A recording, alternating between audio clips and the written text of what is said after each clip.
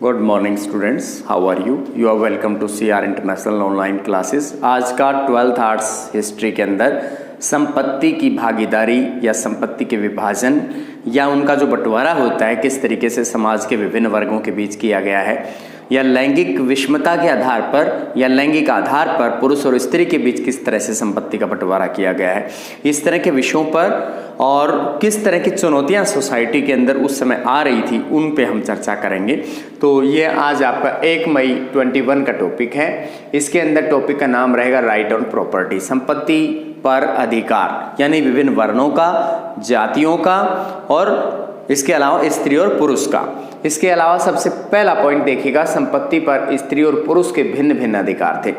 संपत्ति पर वैसे सामान्यतः सभी तरह की संपत्तियों पर, भूमि पर, पशुओं पर, या फिर घर के अंदर जब नियंत्रण की बात होती है तो, या फिर जो भी बहुमूल्य चीजें घर के अंदर होती हैं सभी वो पुरुष के नियंत्रण में रहती थी। लेकिन इतना इसमें अभिलेखों में विवरण डाला गया है कि महिलाएं अपने पास में कुछ पैसा रखती थी, जो पैसा उन्हें कभी गिफ्ट में मिला हो, शादी के जैसे अग्नि के समक्ष फेरे ले रहे हैं तो उस समय पर उन्हें कुछ कोई गिफ्ट मिला हो, या फिर वधू गमन के समय जब अपने पिता का घर जब लड़की छोड़ रही है उस दौरान उसे कोई पैसे मिले हों। तो इस तरह से जो भी उसके पास में आभूषण वगैरह जो उसकी शादी में गिफ्ट में मिले हों, हस्बैंड के द्वारा उसे गिफ्ट मिला हो, परिवार के लोगों के द्वारा, या अपने यहाँ पे समाज के अंदर मुंह दिखाई की रस्में होती हैं, तो इस तरह के इन जरिए से जो भी पैसा उसके पास आता है तो उस पैसे पे उसका नियंत्रण होता था। इसे स्त्री का धन या स्त्री धन की संज्ञा देते थे और स्त्री धन को अपने तरीके से खर्च कर सकती थी, पुरुष का उस पर कोई नियंत्रण नहीं था।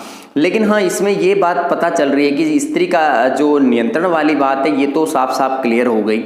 लेकिन इसमें हमें ये बात ध्यान रखनी होगी कि जो प्रॉपर्टी, एक मनुस्मृति नामक ग्रंथ में ये बताया गया है कि स्त्री को बेशक स्त्री धन रखने की इजाजत है, लेकिन बहुमूल्य कोई चीज उसके पास अगर है तो अपने पति की आज्ञा लेना उसके लिए जरूरी होता था। अब इसके बाद जैसे परिवार में अगर बंटवारे की बात आती है, जैसे 4 बेटे हैं तो चारों में बराबर विभाजन किया जाता था, लेकिन जो बड़ा बेटा होता था वो सबसे विशेष भाग का अधिकारी होता था। इस तरह की परंपरा उस समय चली हुई थी, इस तरह का अभिलेखों से हमें पता चलता है। इसके अंदर जो स्त्री और पुरुष के भिन्न भिन्न अधिकारों के अंदर हम और अगर जोड़ना चाहें तो इनके जो कमाई के तरीके थे वो भी डिफरेंट हैं। जैसे सेकंड पॉइंट में यही बात लिखी गई है, संपत्ति अर्जित करने के तरीके। तो पुरुष कैसे कैसे अर्जित करता था, निवेश करता था, प्रॉपर्टी में इन्वेस्टमेंट करता था, पैसे लगा करके कोई प्रॉपर्टी खरीद ली, फिर उसको बेच दिया, उसमें उस दौरान उसको इनकम हो गई। युद्ध के द्वारा किसी क्षेत्र को जीत लिया, वहां पर जितने भी जनता रह रही है उस पर कोई टैक्स लगाया और टैक्स के जरिए उनको इनकम की सोर्स हो गई। और इसके अलावा और भी बहुत से जरिए हैं इस तरह के जिससे उनकी इनकम सोर्सेज बढ़ रहे थे।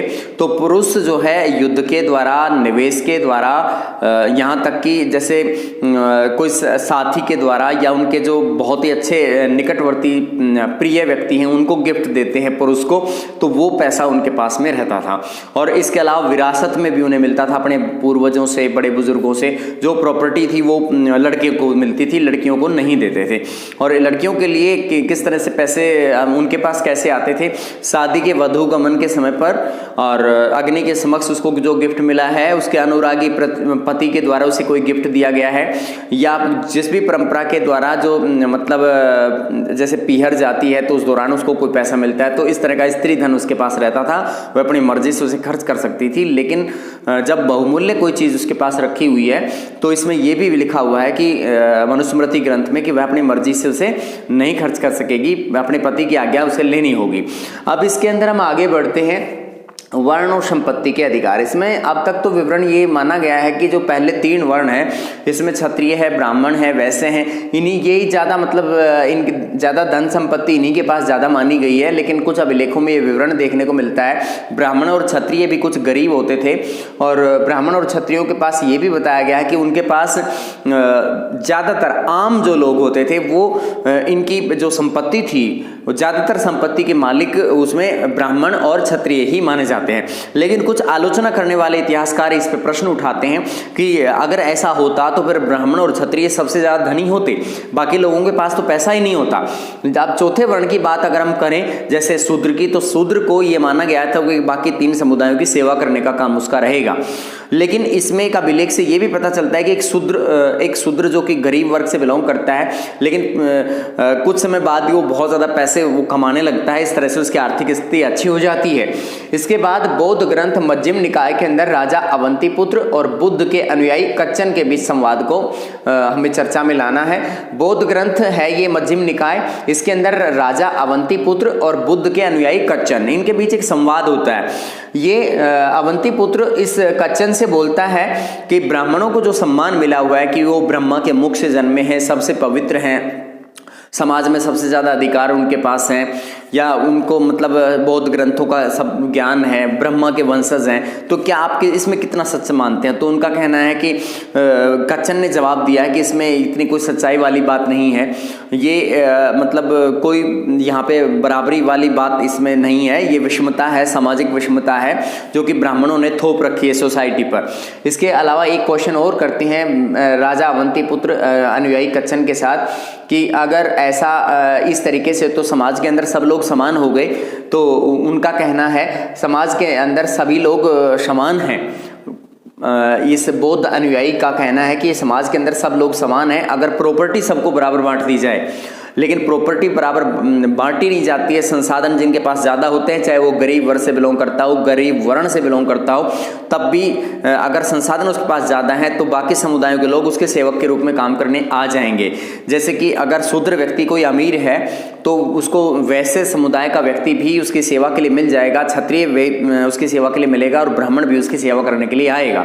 यहाँ पे हमें ये पता चलता है कि जिनके पास संसाधनों का नियंत्रण ज़्यादा रहता है वो डेफिनेटली वो बाकी समुदायों से आगे निकल जाते हैं। तो इसमें ये मतलब इस संवाद से ये बात जाहिर होती है कि समाज के अंदर वैसे तो सबकी हैसियत एक जैसी थी, सामाजिक प्रतिष्ठा एक जैसी थी, लेकिन जब सामाजिक नियंत्रण जैसे आर्थिक संसाधनों पर जिस चीज़ का नियंत्रण हो जाता है, जिस समुदाय का, जिस वर्ण का, जिस जाति का, वो प्रभावशाली साबित हो जाती है और उसकी आस्था, उसके प्रति विश्वास, उसकी प्रतिष्ठा समाज में बढ़ने लगती है।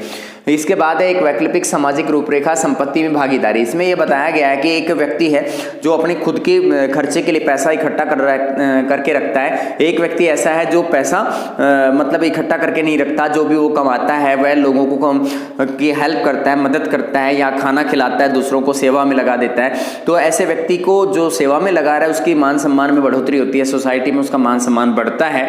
लेकिन दूसरी तरफ उस व्यक्ति की जो कि कृपण व्यक्ति है, जो अपने मतलब पैसा इकट्ठा कर करके, संग्रहण कर करके और अपने परिवार का गुजारा या अपना गुजारा करने के बारे में सोचता रहता है, तो उसके प्रति नफरत करते हैं लोग।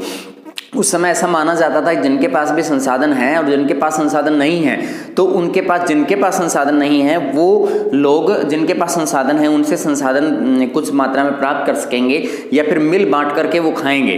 ऐसा नहीं कि भी कोई एक व्यक्ति जिसके पास है वो तो इस्तेमाल करे, बाकी लोग रह जाएं, ऐसा नहीं हो। समाज के अंदर सब वर्गों के लोग समान हैं, इसलिए सभी वर्गों के लोगों को और समाज के अंदर समान प्रतिष्ठा तभी मिलेगी जब एक व्यक्ति के पास ज़्यादा संसाधन है तो वो सब मिल बांट करके खाएं, उसे इस्तेमाल में लें। जैसे इन सभी टॉपिक्स को एक बार रिवाइज करिए। स्त्री संपत्ति पर स्त्री और पुरुष के भिन्न भिन्न अधिकार इस तरह से हैं कि पुरुष को तो अपने पितृवंशिकता थी, पितृ प्रधान परिवार होते थे, परिवार में उनका नियंत्रण रहता था, विरासत में उनको प्रॉपर्टी मिलती थी, जबकि लड़कियों को ये नहीं मिलता था। लड़कियों को स्त्री धन पे नियंत्रण होता था और उस पर भी पुरुष की आज्ञा लेनी जरूरी थी।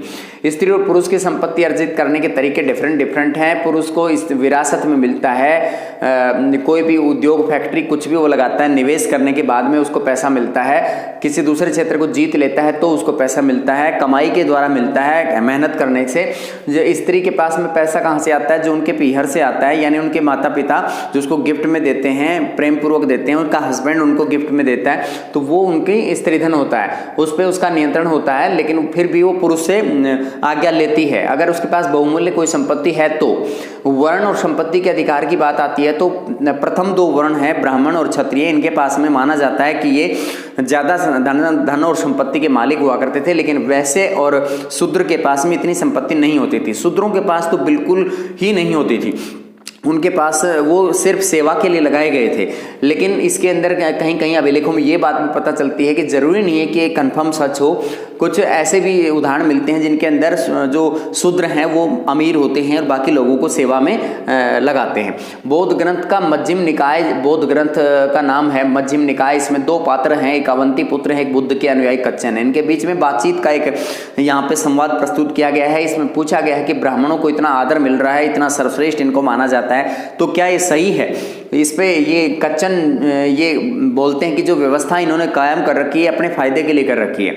और बाद में इसमें आगे एक और क्वेश्चन किया जाता है इस राजा अवंतीपुत्र के द्वारा कि क्या ये लोग मतलब अगर आर्थिक संसाधनों पर नियंत्रण जिस भी सोसाइटी का रहता है तो क्या ये ही सबसे मेन कारण है जिसकी वजह से समाज के अंदर अगर गरीब वर्ग के पास भी पैसा आ जाए तो उसका मान सम्मान बढ़ेगा, और अगर अमीर के पास है तो अमीर का रहेगा। तो इसमें इन्होंने स्पष्ट रूप से कहा कि सिर्फ आर्थिक संसाधनों पर नियंत्रण होने की वजह से ही समाज के अंदर जो है मतलब संतुलन या असंतुलन पैदा होता है। जिनके पास ये होता है वहाँ का पलड़ा भारी हो जाता है, बाकी लोग मतलब उनकी वैल्यू नहीं रहती है। वैकल्पिक सामाजिक रूपरेखा में संपत्ति की भागीदारी में बताया गया कि दो तरह के व्यक्तियों की जो विचारधाराएं होती हैं। एक व्यक्ति संग्रहण करता है, एक व्यक्ति मिल बांट करके खाने में गुजारा में खुश रहता है। तो जो व्यक्ति मिल बांट करके दूसरों को सहयोग देकर के खुश होता है उस व्यक्ति के स्वभाव को ठीक माना गया है। जो व्यक्ति संग्रहण करता है, कृपण है या उसको लोभी माना गया है लालच की वजह से, तो उस व्यक्ति की जो विचारधारा है वो ठीक नहीं मानी गई है। तो संपत्ति में भागीदारी का मतलब है जिनके पास संपत्ति है वो उसे मिल बांट करके इस्तेमाल करने दें उन लोगों को जिनके पास में संपत्ति नहीं है। इस प्रकार ये आपका टॉपिक जो है फिनिश होता है। You can revise it. Thank you.